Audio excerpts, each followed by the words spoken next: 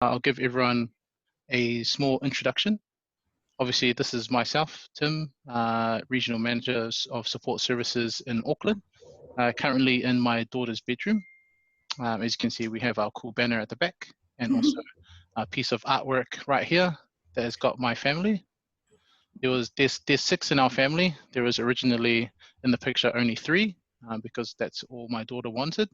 And then we kind of, encourage her to add everyone else in the family. So there is now 6 people and an imaginary dog that she wants, which we can't have right now. So really, really happy and privileged to have Juliet, who is the National Clinical Lead for the Cancer Psychological and Support Initiative, here with us today and giving up some of her time during this kind of stressful and very unnerving time with COVID-19 and the lockdown going to happen tonight. And so we're really happy to have her along. And so at this point in time, we'll hand the time over to her. I will mute myself. And if you have any questions throughout this session, please just use the chat box that I started. If you go through your app or through the through your phone, you can find the chat box there. If you have any other questions, you can email them to us and we can try and answer them a little bit later. But currently we are filming the session and it should be available for people to see afterwards. All right, hand it over to you, Juliet. Thanks, Tim. I'm really pleased to have you all along because I think that a really good way of managing stress and anxiety is actually to find out about it and to find out about things to help. So in actual fact, you coming along today and spending your time with me and the LBC team is actually a really useful way of managing stress and anxiety. So what I'm actually going to do today is talk a little bit about why you might feel a bit more stressed and anxious than usual right now, what that might feel like, and also some strategies and some resources to help. So as Tim says, please ask questions through the chat box. And if I haven't answered them during my talk, I'll give it a best go at the end. And bearing in mind, I am used to, when I'm doing talks to people, I'm used to having people in front of me. So I'm staring at myself, which is a little bit unnerving because I try and avoid looking at myself. But also I'm talking to a screen. So it's a very different situation for me doing this, but how amazing is technology that enables us to all come together for this. I'm just, okay. What am I, where's the thingamajiggy? Slideshow. That should work. Okay. Perfect. So I think a really good place to start today is what is it about the current situation with COVID-19 that is so stressful and anxiety provoking? Because I think that's really important to understand to help put it in perspective. So first of all, it affects everyone. And I think there are very few events or situations that ever affect every single person directly. So it's quite an extraordinary situation that is quite shocking in a sense, but also it's on a mammoth scale. So it affects everyone, which is important for our response to it. So I think on one hand, when something affects everyone, that it can be quite useful because there's a solidarity in that, or a sense that we're all in this together. But on the other hand, why that makes it difficult is that it can be really, really difficult to escape from or have a break from it because everyone is talking about it and also has an opinion about it. So it means that there is a significant increase in worldwide stress and anxiety. So anxiety can also be catching, much like a yawn or even a cough. And interestingly, when we observe someone else who's stressed or anxious, our brains will actually light up in the anxiety centers.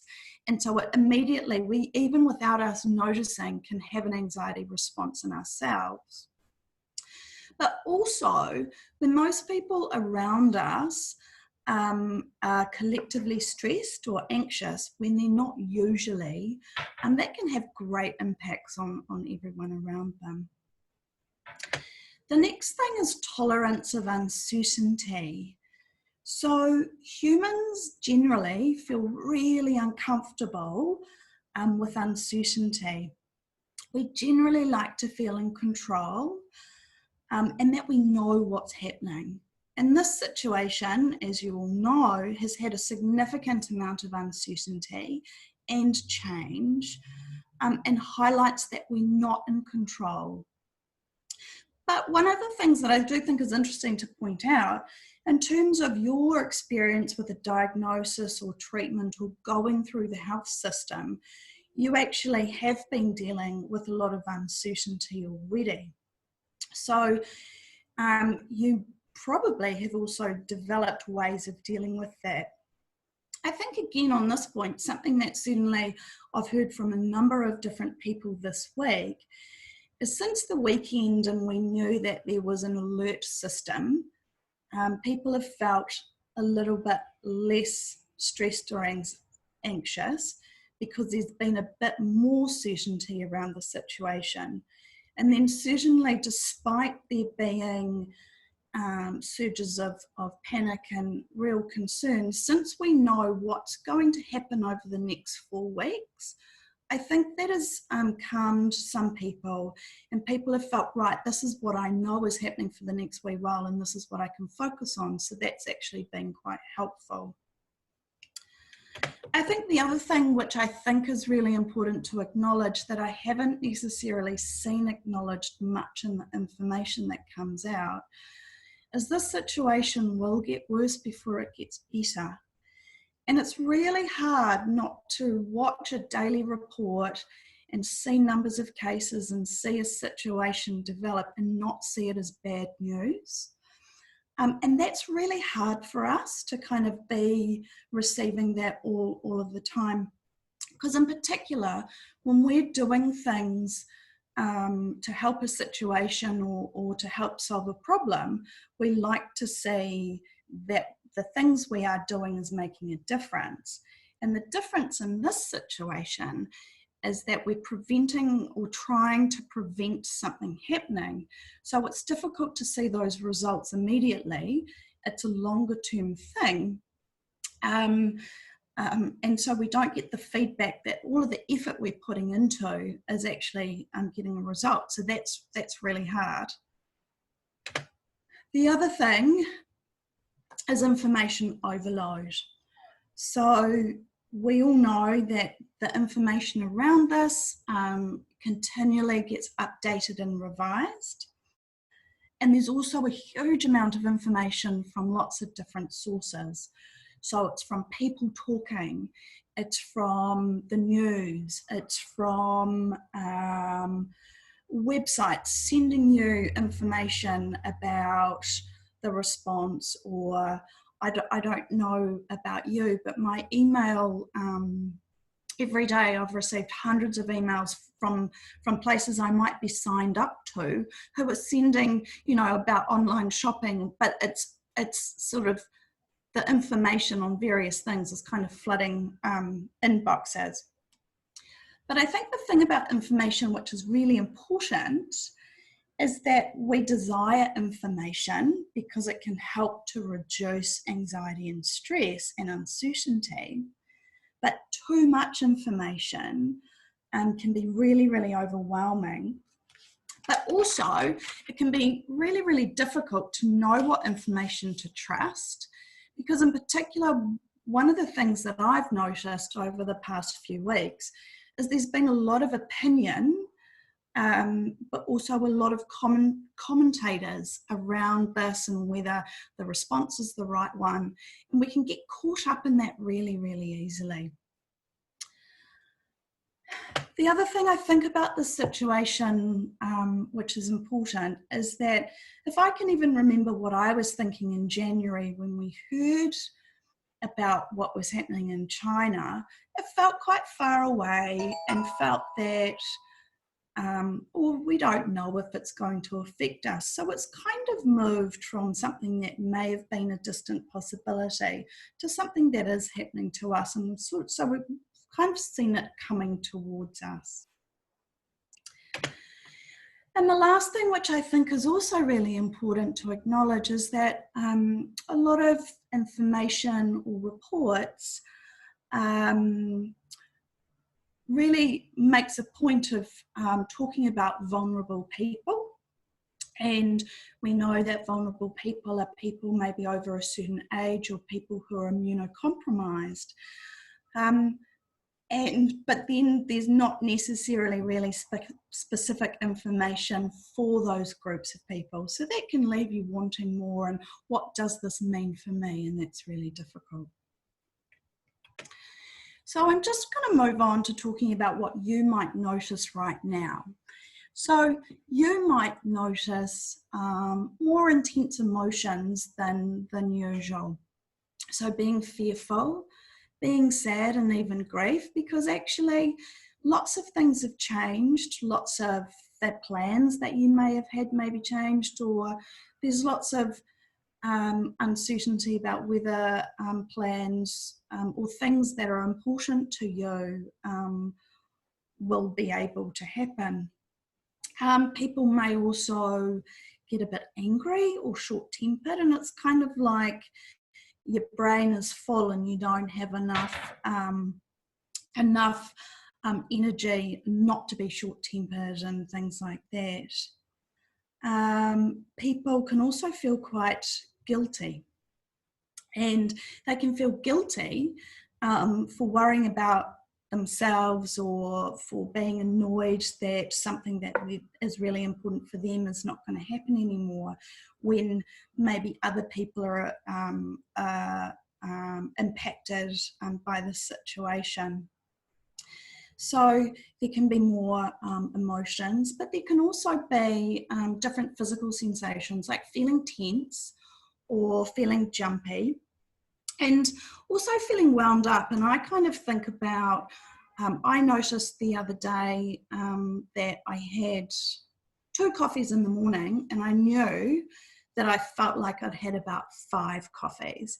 And so there's that physical sensation of maybe just being sped up or wound up, like you might have had too much coffee. People can also feel quite fatigued more than usual. And that's because actually when we are stressed, when we're anxious, when we're dealing with a situation, our bodies are actually burning through our energy a lot more. But also there can be a state of alertness, and so that's that jumpy feeling, but also that can relate to difficulty sleeping, but also maybe lots of thinking, racing thoughts, and difficulty thinking clearly, but also thinking about the what ifs. What if this happens? What if that happens? And getting caught in that what if cycle. The other thing which I think is important is there can be a real desire to escape. So escape the news, escape thinking about it, escaping having to deal with it. And actually I think that can be quite difficult when we can't necessarily escape and go outside and do something different and that kind of thing. And the final thing on that list is hypervigilance. And what I mean by that is you can pay a lot more attention to what's going on for you, especially what's going on for you physically. So you might be a lot more aware of your own symptoms and your own health but also checking. And that probably happens to all people, but in particular, if you are concerned about the impact of this on your health, you will be scanning for any signs that something might be going on. Okay, so I think it's really important to talk a little bit about worry, because worry sort of drives our anxiety and our stress. And I think a certain level of worry can actually be a really helpful thing, because it helps us prepare for things. It helps us to engage in behaviours that are kind of protective of us. But too much worry can be really overwhelming, but also can stop us doing the things that are really good for us. So what we tend to do when we worry is we worry about the what if situations and run through a whole list of different things that you could predict might happen, but also generally we worry about the worst case scenario, which can lead to panic. And we've all seen that around us. But also what that can do is not necessarily believing what you're being told or the advice that you're given. The other thing which I think is important about worry is that when we don't have information, we also will worry about what we don't know, and we will try and fill the gaps of what we don't know with worry and fear. But I think it's really important for me to acknowledge that I understand for many of you, some of the worries that you might have may actually seem realistic and important to think about. But being able to tune them out or tune out from them is really important to give you a break from that. Okay. So I think there are 4 main areas to managing stress and anxiety. First of all, focusing on your well-being, focusing on what you can control, some calming strategies, and staying appropriately informed. Okay, so well-being, I think well-being things are really, really important right now. And so nutrition. So it's really easy when people are stressed and anxious to eat things to help them feel better. And I certainly do that myself. I want a treat because I feel that that's going to make me feel better.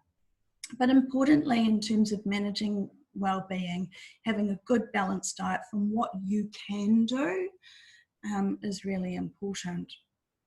The other thing is movement. And I think this can have some challenges when we've got some restrictions, whether we're restricted by our health or our living environment. But being able to move, what you're capable of doing. So it may be moving to a different chair around the home. It might be walking up and down a corridor. It might be being able to, if you feel that that's something you can do, get outside and walk around the block. But bearing in mind that's not something you might feel comfortable doing. The next thing is breathing, and I think you might chuckle and say, yeah, Juliet, we're all breathing. But I think what happens is when we have more stress and more anxiety in our lives, our breathing will actually change in response to that. And it's likely to change to breathing more in our chest than in our abdomen. And so actually, sometimes to take a moment and to take deep breath or a slow breath can actually be a really useful thing. It can help give you a moment, but also can help make sure you have a good well-being breath. The next thing, which I do think is really important, is making sure there's structure and routine to a day. And that might be, well, it will be really different to different people. And so, for example, what I'm doing at the moment, I'm getting up at the same time as I normally would be if I was leaving my house to go to work. I am keeping the same routine as I possibly can as if I would go to work. Other people I've heard of doing things like, okay, well, I'm going to do something and then at 10 o'clock I'm going to do this, or they may form a structure or routine around meal times. But I think having specific things that you know are going to happen on any day can also give us something to focus on, and just to mean that we know at the end of the day that we've been doing some things. So sleep, and it's interesting because I'm saying a wellbeing strategy is to get some sleep, but at the same time I'm also saying at times of stress and anxiety, sleep can get affected. So what I think about this is not necessarily to say, oh my gosh, you've got to sleep as much as you can. It's about doing what you can and when you can. But what we know is a good sleep helps our well-being. The other thing is enjoyment. And I think that we can have, and some of you may have heard me talking about moments of joy before, and being able to see a moment of joy throughout your day or out your week is really, really important. But you've kind of got to define things sometimes when we've got restrictions as enjoyable. I think that, so for example, right now where I'm sitting in my house, I can see a plant that is growing, and actually I can look at that and I can really enjoy looking at that, because in actual fact I've never looked at that plant a lot, so it's actually it's giving me a moment of joy in that. And the final thing on that list is maintaining connections. And I think that you know, we might have some challenges in that space right now, which makes it even more important that we can think of, how do I stay connected to other people? Do we have, I know of people that might share a meal with other people by having, you know, a video call at the same time as eating a meal. But a text, a call, even writing letters to people right now might be something that maintains connections. Okay, so you might have seen this poster. I know it's certainly at the LBC office in Epsom, and I don't know if it's at the other offices as well, but I think this poster is really good, because what it does is demonstrate that sometimes having a break or finding something enjoyable doesn't have to be anything extravagant or difficult to think about. Now, understanding that there's a number of things on that list that you know, heading into the next 4 weeks may not be possible, or if but there's some ideas on there. And I think sometimes the most difficult thing about, you know, planning a structure or routine in your life, or what's enjoyable to me, is actually thinking up the things. So that's a poster that can be really, really helpful. And so either it's quite easy to find online if you just say Google 50 ways to take a break, or come back to the recording and have a look at it. But it's got some interesting ideas. on there. So the next thing I think is really important to think about, and that's focus on what you can control. Now, I don't know who the author of this is, but I stole it off my Facebook the other day. So credit to whoever came up with it. But this is specific about the situation right now. So to know the things that you can't control, because you can't control them, spending lots of time and energy on those things is not necessarily useful. But also you can focus on the things you can control. And I think there's some really interesting ideas in there, because sometimes we forget what we are actually in control of. So that can be really helpful, but we get really focused and hooked into focusing on what we're not in control, and because that's really difficult not to do. Okay, so I think calming strategies are also really, really incredibly important. And I think the first thing with that is to acknowledge and name your feelings. You know, when you're feeling something and you feel it, but you don't say that you're feeling that, to actually name it and to say, whether it's to anyone else or just to yourself, I feel really anxious right now, can kind of, I describe it, it's sort of like if you think about a blown up balloon, and your blown up balloon is all of the feelings that you feel. And sometimes to acknowledge that you're feeling them and to name them lets some air out of that balloon. So it can be a really useful thing. Also, naming it then means you can go, oh yeah, that is how I'm feeling. And it's interesting how much that can actually help.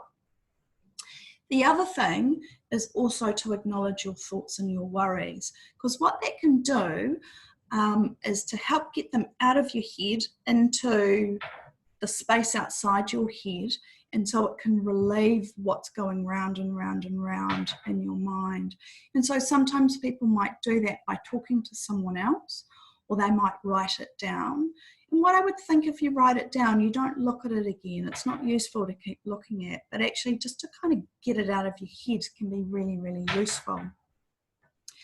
I think the other thing which is really important is to remind yourself that actually not all aspects of life are changing, even though it actually might feel like that at the moment. There's lots of things that aren't changing. So that's a useful reminder. And the next thing is sort of focusing on the here and now. So you are knowing what you're doing for the next minute because you're on here and you're listening to me. You might know what you're doing in the next hour. You also might know what you're doing in the next day or the next week. But beyond that, sometimes we don't know what's happening. So focusing on what's happening right now, what we do know, rather than on what we don't know, can be really helpful. And many of you may have heard about mindfulness strategies, which are all about being in the present and being able to get out of thinking or experiencing about the past or the future, and actually being able to be present to now. And so there's a number of different strategies that can be really helpful to do with that can be also really, really simple. And I'll explain one of them right now. So if you are sitting down on a chair, what you do is you plant your feet into the ground if you can. And what you do is you just notice what your feet feel like on the floor. So right now I've got bare feet, which is quite a luxury really.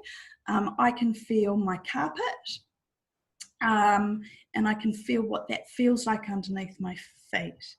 Then I'm going to think about, well, actually, since I've got my feet flat on the floor, what do the rest of my legs feel like? And I can kind of think, up my leg, my calf, to actually what my chair might feel like as it's supporting me.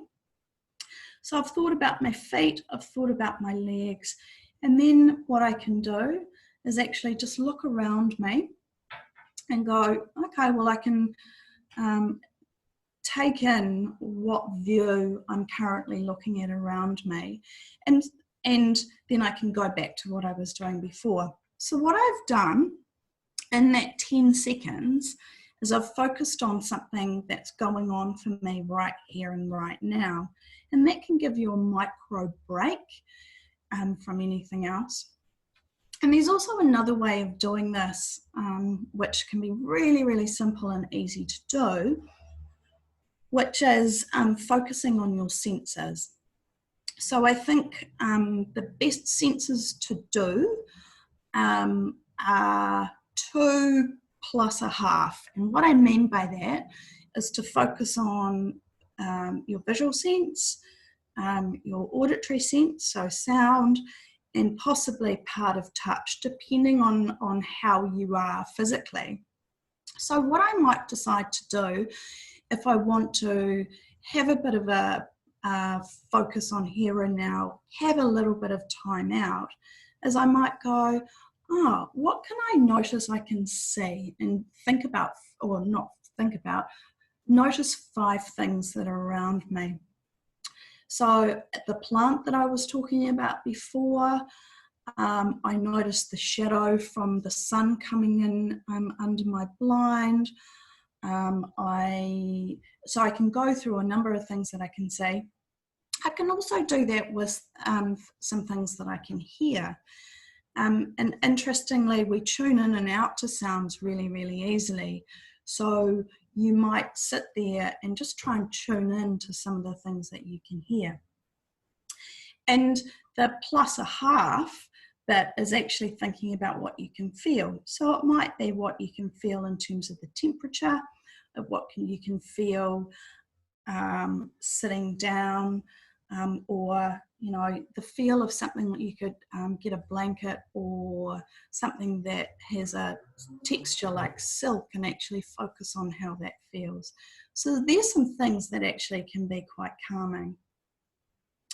The other thing which I think you guys have an amazing resource that actually lots of other people experiencing this don't currently have, is actually your previous experience.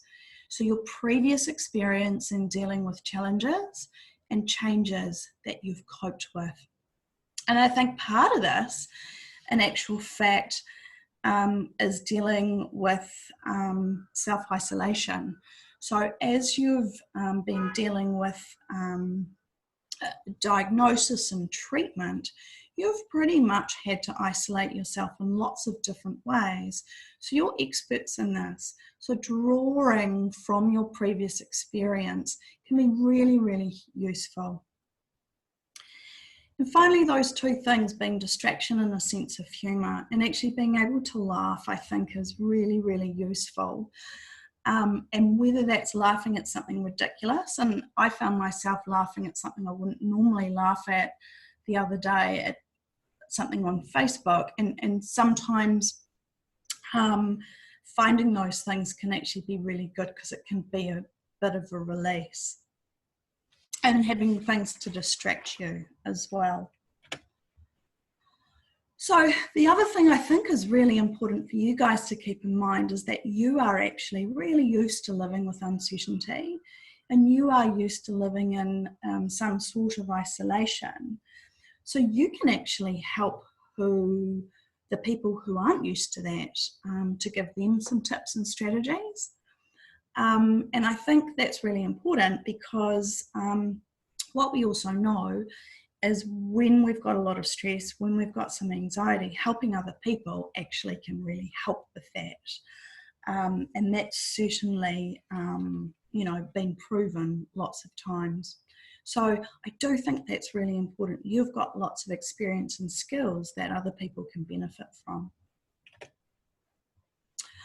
So information, and I think information is a really important thing. We need information, but we need to contain information to what works for us, because there are some people who don't want information, or information is not particularly helpful, and other people who lots of information is useful or helpful. So it's difficult to know sometimes how much information is enough for you. But I think in regards to this situation, limiting your information sources to ones that are trustworthy and reliable are really, really important.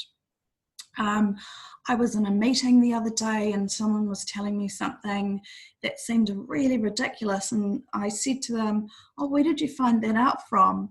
And they had heard this firsthand from someone else. And I just said to them, "I don't know if that's useful to be talking about, because how do you know that that's actually true?" So being able to limit information to accurate and reliable sources is really important. And the next thing is to avoid excessive exposure. And so it's actually okay not to watch the news. It's okay not to watch the 1 o'clock bulletin. It's okay to check in with information once a day. And interestingly, that's quite hard to do, but it can make a significant difference. Also, if you are connected to social media, just to be aware that often there's a lot of that's often if I look at social media, that's when I feel a lot more stressed and anxious. So just bearing that in mind. And I think it's really important to get the facts, and sometimes it's actually hard to know what the facts are or where they're from, but also being careful what is an opinion and a comment rather than an effect. And I know some news sites will actually put comment or opinion, and others generally it's only by the way that it's written that you can tell that it is, so it's a bit tricky. It's also okay in terms of information to say to someone else, actually, I don't want to talk about this. Being able to say, can we talk about something else? You can do that. And I think that controlling what you hear is okay. And other people may not like that, but it is really okay to say, no, let's talk about something else. So I think right now, some really good resources. The Mental Health Foundation have some really good resources on their website. There's also a website which is via the University of Auckland, which is a place that's got lots of information about stress and resilience, but also a number of audio tracks that you can either listen to live or download. And it might be meditation tracks or hearing someone talk about some strategies. Also, there's also a myriad, thousands actually, of apps that pop up that can be quite useful. And some of those, two in particular, can be useful that I know Headspace certainly has a free trial before you need to pay anything. But they can be really, really useful because they can have someone else talk you through an exercise, but you can also control how long you do it for. Because I think often mindfulness or meditation can feel like it has to be 40 minutes. Actually, it can be 30 seconds. So that's really important. The other thing which I do think is really important to reinforce is where to go for support if you feel that that would be good for you. So obviously LBC, and I know that everyone, Tim and the team and Emma are working as hard to offer the support that they can offer virtually. The Cancer Society is also a good place for support, and different cancer societies around the country have different support options.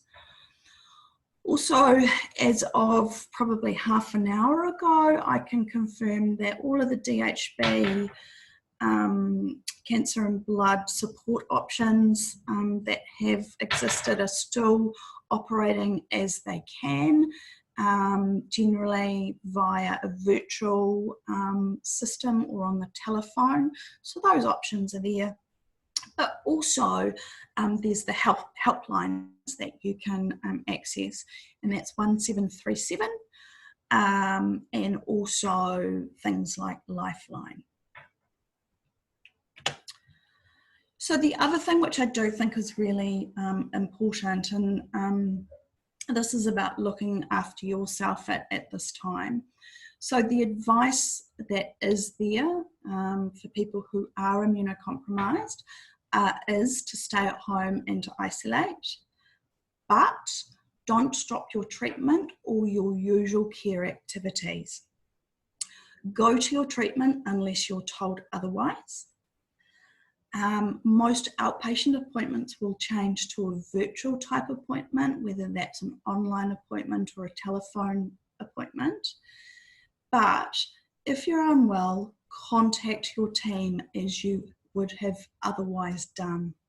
But also, if you're unwell, call ahead before going to hospital, which is actually what I imagine you would otherwise do.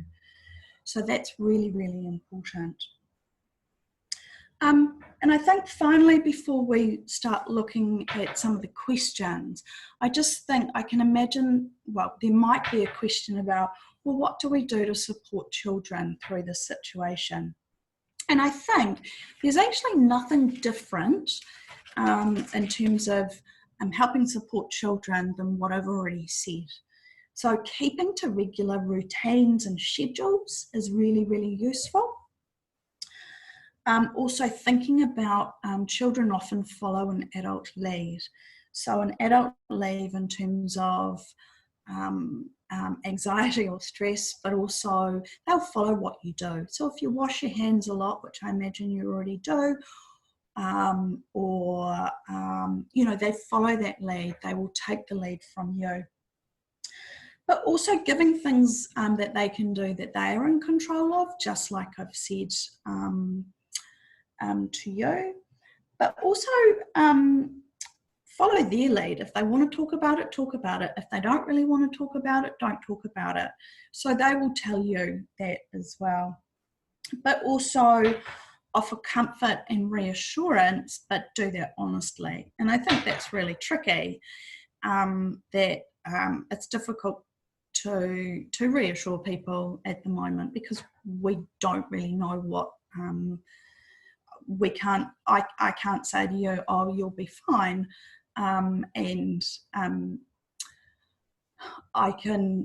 So that's a really tricky thing when we're thinking about reassurance for a child. We need to do that honestly.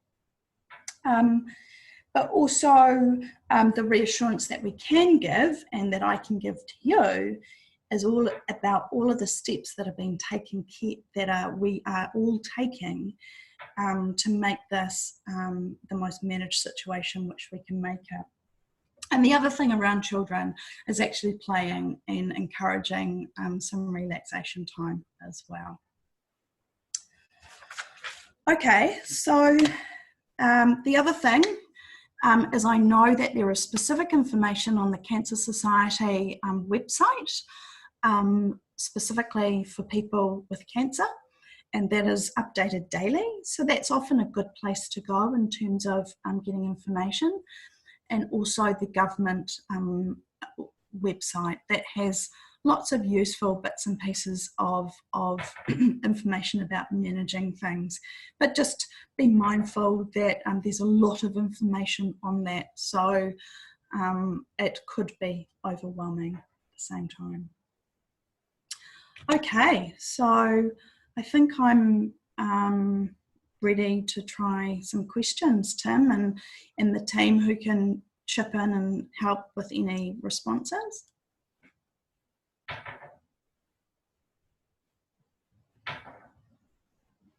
All right, cool. Thanks, Juliet, so much for that talk. Really, really insightful, and even for myself, very supportive for myself. As you know, all health professionals are feeling anxious as well at this time, so really appreciate you taking time out. I'm just trying to stop the share screen and then see. And there we go. And all right.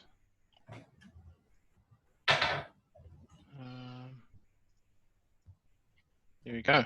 All right. That's everyone that's here. Does anybody from the team have like a question for Juliet from the chat?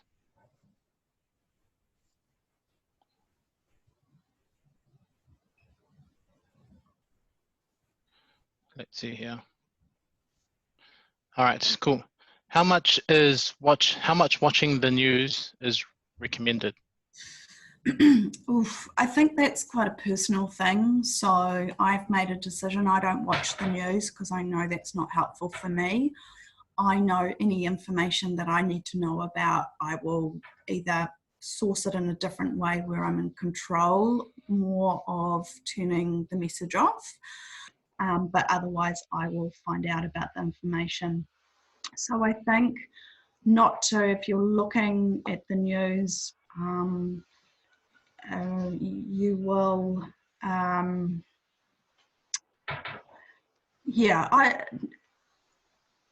it's a really personal thing. I don't want to say do it this many times or not this many times, but just actually to watch how you feel. And if it feels that you're, every time you get information or watch the news, you come away feeling worse for it, then that might be an indication for you to reduce that. Cool. Sorry team, I forgot to, at the beginning of this, introduce everyone that's here. This is our support services team. Matt down in Christchurch. He can say hi. Zoe down in Hamilton. Hi everyone. Melody down in Wellington. Hello. And Natasha up here in Auckland. Hi. So we just had a question from someone. Thanks again very much, Juliet. Do you have any recommendations for mindfulness apps that are free? Because I know some of them, like Headspace, do have a cost attached. You can use Headspace for a period of time, I think, without paying. I think it's pretty, I tell you, what I would say is I don't like recommending one specifically that I don't really know that well. But it's often, I would say none of them are bad, none of them are unhelpful, none of them are risky. It's probably finding one that feels okay for you, and that might be to do with how the person, if it's an instruction when someone's talking, whether that voice is okay for you, or whether you can change the length of time you do one for. But there are, oh sorry, I just don't have it right next to me. There's a number of them, I think. Also, anything that is generally Australian-based or British-based, I would recommend. Yeah, but just give some a go, because one might suit someone and another one might not suit someone else. Thank you.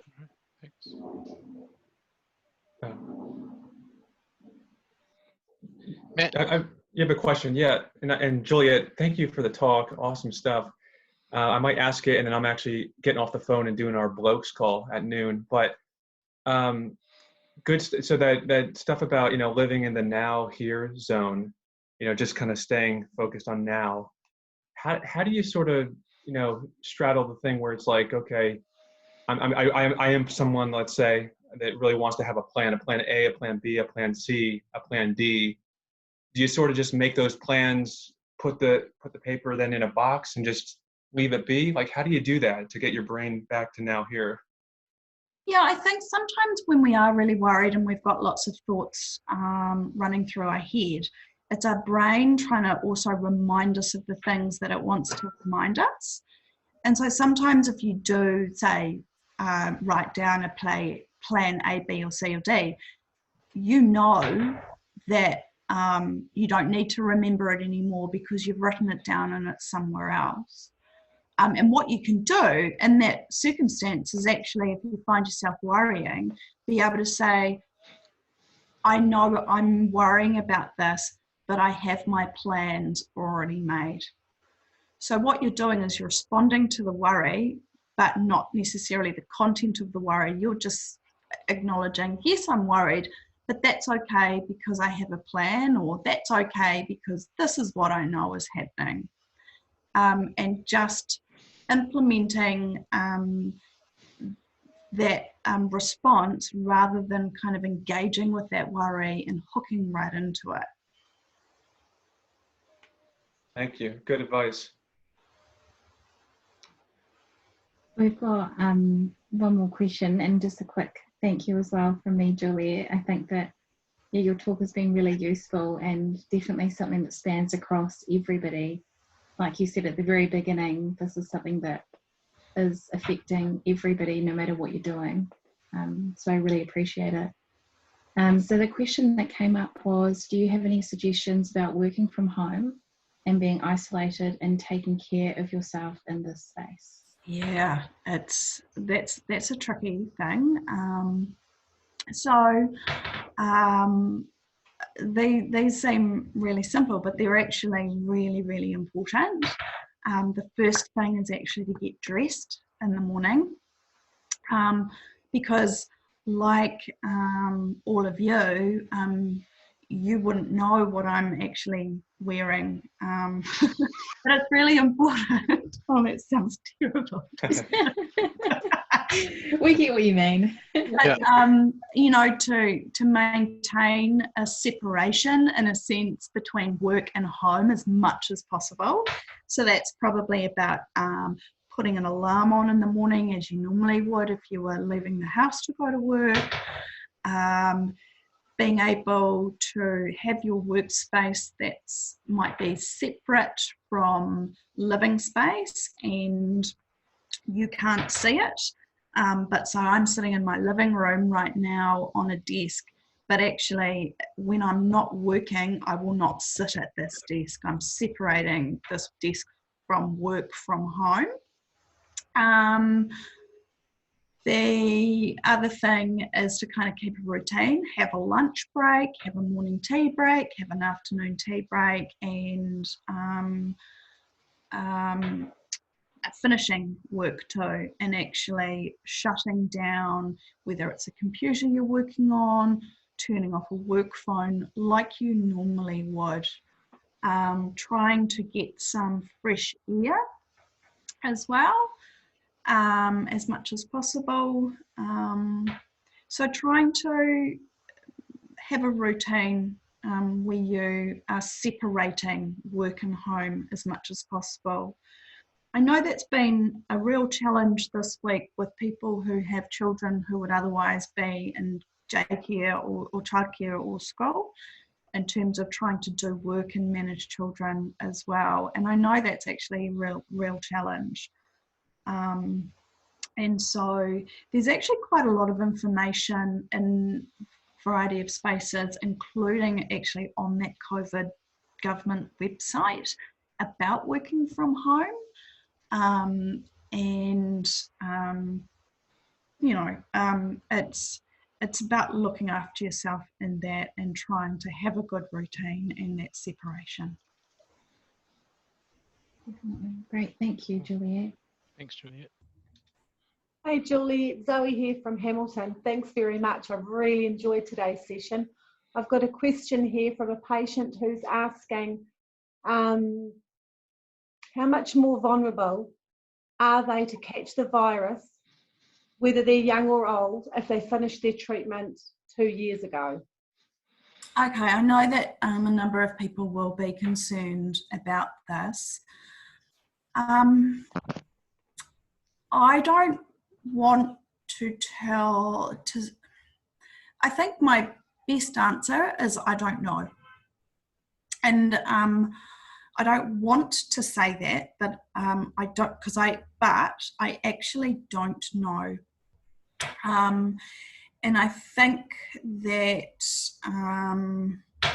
one of the things we know about the situation is that we're learning incredible amount about it as time goes on. But what it also means is that there's lots of I don't know answers. What I would say about that is to follow the guidelines about keeping yourself safe.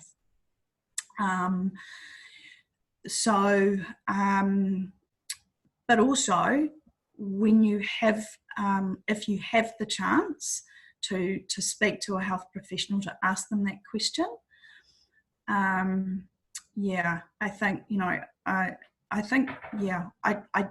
what I suspect is that unfortunately we don't know, and so when we don't know, just protect yourself following the guidelines as much as possible. Yeah. Yeah, great answer. Thanks, Juliet. Thank you. Awesome. Thanks, Juliet. Well, if there are no more, oh, there's one more question. I guess we can, does anyone know who Heather is? Like from our team? No. Heather Vass. All right. Heather, we can get in contact with you regarding some support groups in your area. That's okay.